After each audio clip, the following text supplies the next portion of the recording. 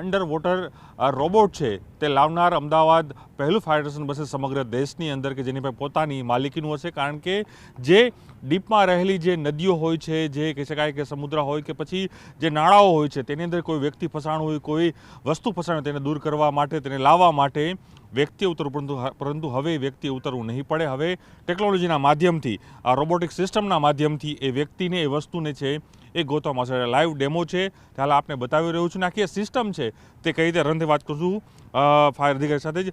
જાડેજા સાહેબ, વાત કરીએ આ શું ફાયર સિસ્ટમ છે, શું લાભ મળશે ફાયર વિભાગને, કારણ કે કદાચ દેશનું પહેલું ફાયર વિભાગ અમદાવાદ બનશે કે જેની પાસે આ ટેકનોલોજી હોઈ શકે?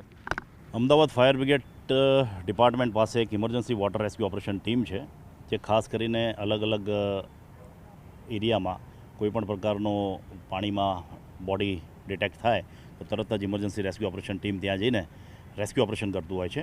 પણ આ જે અંડર વોટર સર્વેલન્સ રોબોટ છે, જેને ડીપ ટ્રેકર કહી શકાય, કે પાણીમાં 150 મીટર અંદર જઈને અને પાણીમાં 150 મીટર દૂર જઈને કોઈ પણ બોડીને ડિટેક્ટ કરી શકે છે અને રેસ્ક્યુ ઓપરેશન કરી શકે છે, જેથી કરીને અમારા અમદાવાદ ફાયર બ્રિગેડની જે emergency water rescue operation team છે તેને ખૂબ જ સરળતા મળશે અને ભવિષ્યમાં કોઈપણ પ્રકારની બોડી જો પાણીમાં ના મળતી હોય, ડિટેક્શન ના થતી હોય, તો આ રોબોટની ટેકનોલોજી દ્વારા એને ડિટેક્શન કરીને રેસ્ક્યુ ઓપરેશન કરવામાં આવશે.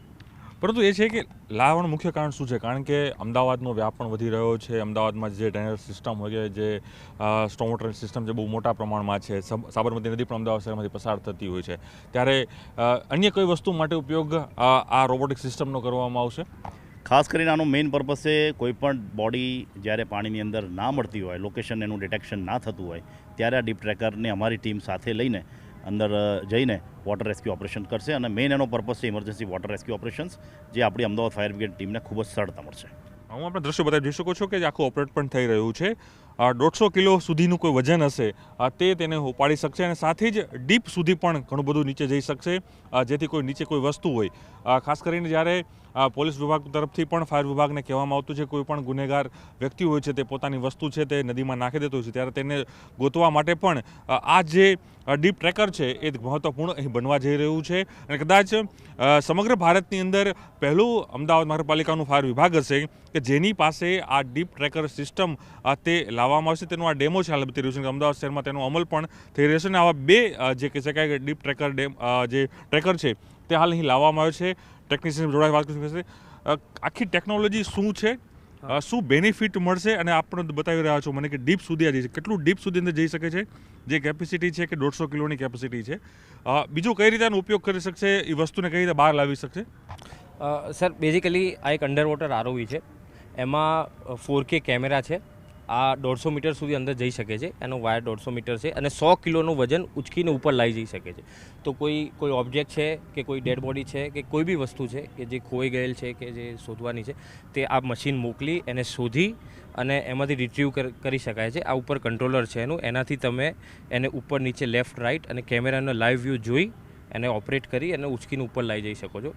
આમાં ગંદા પાણી માટે મલ્ટીબીમ સોનારનો ઉપયોગ કરેલો છે, એટલે ગંદાથી ગંદા પાણીમાં તમને એક મલ્ટીબીમ સોનારના રેસથી તમને ખબર પડે છે કે આગળ આપણે બોડી કે કોઈ બી ઓબ્જેક્ટ છે તો એનો ઉપયોગ કરીને બી ગંદા પાણીમાં તમે ઓબ્જેક્ટ શોધીને ઉપર લાવી જઈ શકો છો. એટલે કહી શકાય કે કોઈ પણ ગંદુ પાણી હોય અથવા પછી વેધર એકદમ અલગ ચેન્જીસ હોય તો પણ ઇઝીલી આ રોબોટના માધ્યમથી એ વસ્તુને આપણે બહાર કાઢી શકીએ છીએ. જી બિલકુલ. સોનાર એક અંડર વોટર એક્સરે જેવું કામ કરે છે. તો ગંદા પાણીમાં બી જ્યારે કેમેરો તમને થોડું ડોળું પાણી હોય કે જેમાં કેમેરામાં તમને વિઝ્યુઅલ ના મળે તો તમે સોનારથી એને ટ્રેક કરી અને નજીક જઈ અને ઓબ્જેક્ટને ઉચકીને ઉપર લાવી જઈ શકો છો. જો આપણે રન કરતા બતાવો, આપ જોઈ શકો છો રન પોતે જે એન્જિનિયર છે એ પણ કરી રહ્યા છે, કારણ કે અમદાવાદ શહેરની અંદર પહેલી વખત આ ડીપ ટ્રેકરનો પ્રયોગ કરવામાં આવ્યો છે. જોઈ શકો છો કે કેટલું ડીપ સુધી જઈ શકે છે, એટલે 100 મીટરથી 150 મીટર અંદર જઈ શકે છે. 100 કિલોથી પણ વધુ વેઇટેજ છે તે ગેઇન કરી શકે છે, ઉપાડી શકે છે અને સાથે જ ડીપ સુધી જઈ શકે, જેથી કોઈ પણ વ્યક્તિ અંદર ડીપમાં કોઈ વ્યક્તિ ડૂબતો હોય છે તેને બચાવવામાં પણ ઉપયોગ થઈ શકે છે. આમ તમામ વસ્તુ કહી શકાય કે મહાનગરપાલિકા અમદાવાદનું ફાયર વિભાગ છે તે એક નવી ટેકનોલોજી સાથે આગળ આવી રહ્યું છે. કદાચ દેશની પહેલી એ મહાનગરપાલિકાનું ફાયર વિભાગ હશે કે જેની પાસે આ ડીપ ટ્રેકર સિસ્ટમ છે તે અહીં લાવવામાં આવી છે. કેમેરા પ્રકાશ દેસાઈ સાથે પ્રણવ પટેલ, ન્યૂઝ 18 અમદાવાદ.